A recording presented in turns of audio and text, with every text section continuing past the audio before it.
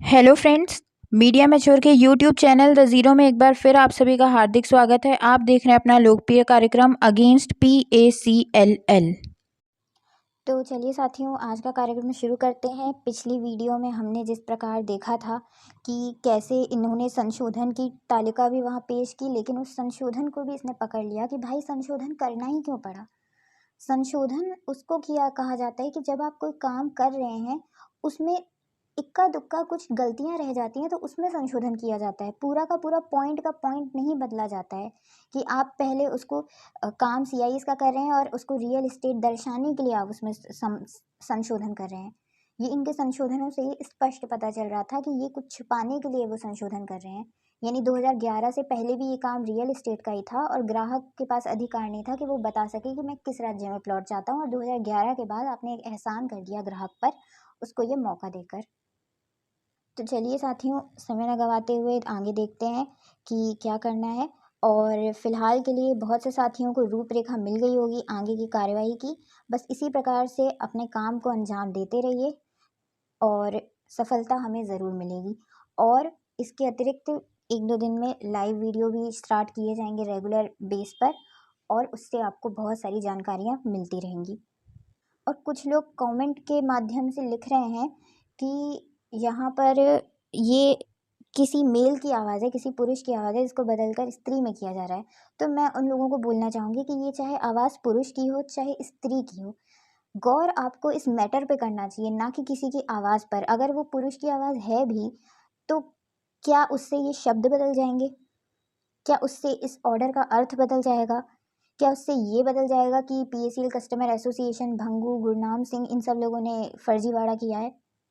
क्या उन सबसे ये बदल जाएगा कि दानगढ़ और सुनंदा कदम आज आज की तारीख में सभी निवेशकों को मूर्ख बना रही है, ये सारे ऑर्डर छुपाकर, ये सारी सच्चाई छुपाकर गुमराह कर रही है?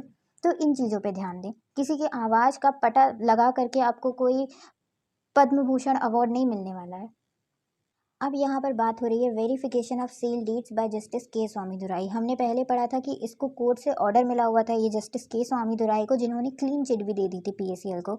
इसके संबंध में सेबी क्या कहती है, चलिए आइए देखते हैं।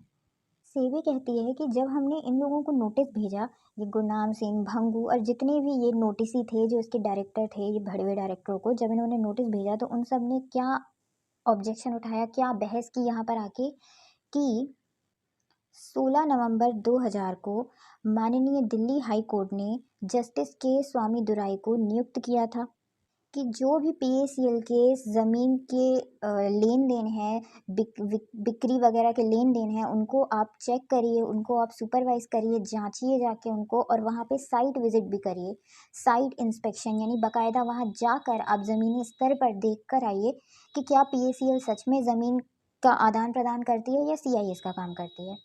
तो 20 सितंबर 2002 को जस्टिस के स्वामीदुराई ने पूरे ये 2 साल ये करने के बाद उन्होंने अपनी एक रिपोर्ट में लिख कर के दिया बाकायदा कि हाँ, PACL जो है सही में यही काम करती है, ज़मीन को बेचती है, खरीदती है और उस पे विकास करती है। और साथ ही जस्टिस के स्वामीदुराई को हाई कोर्ट ने ये भी काम दिया था कि आप हमेशा इनकी ये जो है चेक करते रहिए, यानी कि 2002 तक आपने जितनी चेक की बहुत बढ़िया है, आगे भी जितनी भी ये सेल डीड जारी करें उनको भी आप चेक करते रहिए। तो PACL बता रही है कि भाई 2002 तक तो उन्होंने क्लीन चिट दे दी, और उसके बाद की भी सारी सेल डीड वो चेक करते आ रहे हैं। इस पर उत्तर देते हुए सेबी ने PACL से ये कहा, यानी PACL ने अपनी बात को क्या, जस्टिस के स्वामीदुराई का नाम लेते हुए अपनी बात को रखने की कोशिश की कि भाई तुम्हारे क्या लेना देना, वो तो पहले ही वेरीफाई कर चुके हैं, फिर तुमको क्या लेना देना। तो इस पर सेबी इनको जवाब दे रही है कि 3 मार्च 2003 को सुब्रत भट्टाचार्य के केस के मैटर में माननीय दिल्ली हाई कोर्ट ने ये भी ऑर्डर दिया था, जितने भी लेन देन कंपनी करेगी अब PACL से संबंधित जो भी ये कंपनी कर रही है प्लॉट को लेकर के लेन देन, वो सब जस्टिस के स्वामीदुराई की रिपोर्ट के अनुसार ही करे। और जो भी भविष्य में पंजीकरण करेगी कंपनी, वो भी जस्टिस के स्वामीदुराई की निगरानी में करे, और इन सब का खर्चा कंपनी ही देगी, यानी स्वामी के दुराई की पूरी तनख्वाह मान लीजिए कंपनी को ही भर के देनी पड़ेगी। और सेबी कह रही है कि अप्रैल 2013 तक जस्टिस के स्वामीदुराई ने 19,284 सेल डीड को वेरीफाई किया था।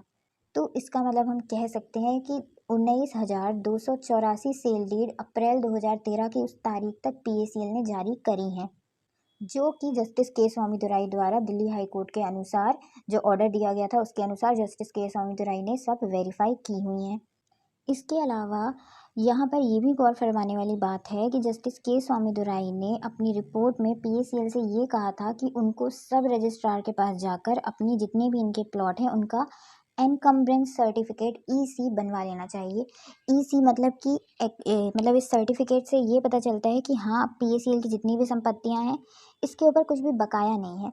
इसका मतलब होता है क्लीन चिट दी जाती है कि अब ये स्वतंत्र रूप से किसी को भी बेच सकते हैं, इस संपत्ति के ऊपर कुछ भी सरकारी बकाया नहीं है। बिजली के बिल जमा है, संपत्ति कर जमा है और पानी का बिल जमा है, यानी कुछ उसके ऊपर बकाया नहीं है। ये इस सर्टिफिकेट से पता चलता है, एक प्रकार से इसको NOC कह सकते हैं हम।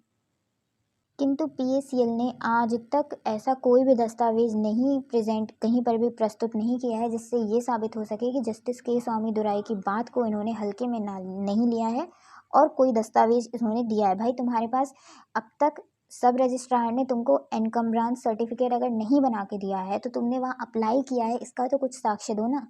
PACL ने अप्लाई ही नहीं किया है इसके लिए, तो इस पर सेबी आरोप लगा रही है सीधा सीधा PACL पर कि भाई जो भी आपने वहाँ पे जस्टिस के स्वामीदुराई को दिखाई है सेल डीड, वो आपने ग्राहक के नाम से दिखा दी हैं, लेकिन आपने वहाँ पर एक भी साक्ष्य इस चीज़ का नहीं दिया कि वहाँ पे जो भी बकाया चीज़ें भरी गई, टैक्स भरी गई या बिजली का बिल जमा किया या जो भी चीज़ें वहाँ पर जमा की गई सरकार के पास, वो सब उस ग्राहक ने जमा की जिसके नाम से सेल डीड है। इसका साक्ष्य तो आपने वहाँ पे नहीं दिया हुआ है।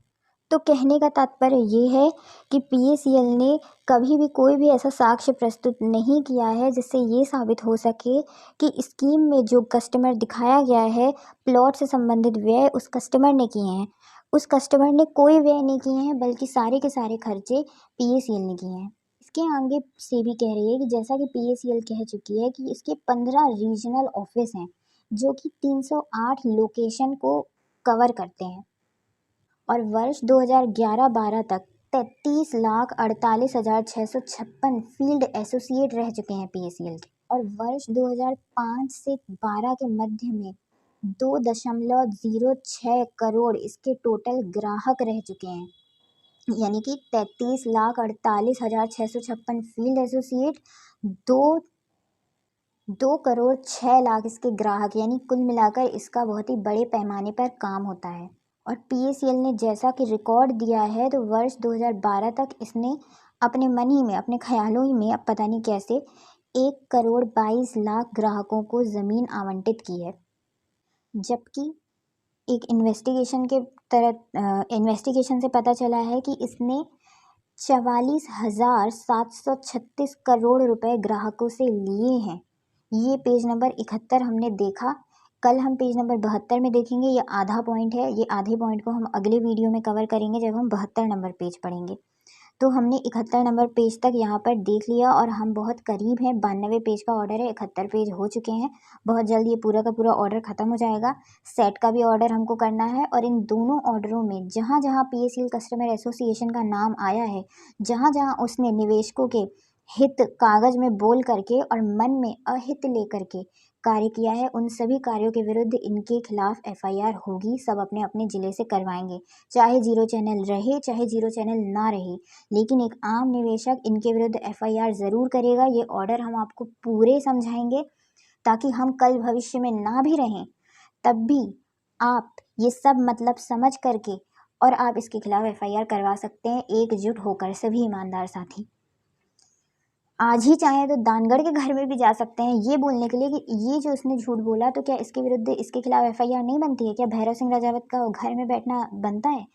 क्या उसको जेल में नहीं होना चाहिए? आज दानगढ़ और सुनंदा माता क्यों उसके खिलाफ नहीं कर रहे हैं कोई भी कार्रवाई? आखिर ऐसा क्या दिया हुआ है भैरव सिंह राजावत ने दानगढ़ और सुनंदा माता को?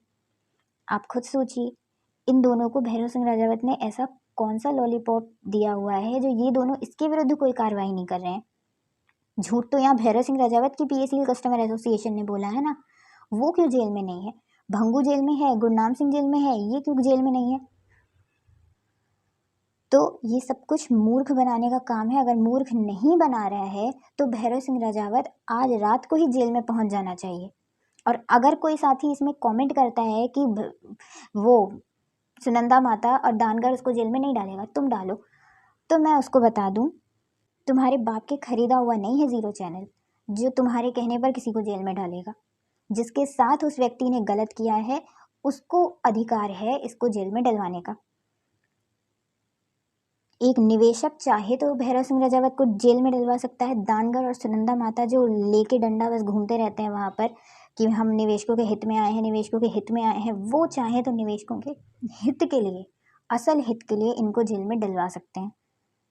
और अगर नहीं डलवा रहे हैं तो समझ जाइए एक बाप की औलाद नहीं है वो, उनकी रगों में बहुत सारे खून दौड़ रहे हैं, उनमें से कुछ अंश भैरव सिंह राजावत का भी है।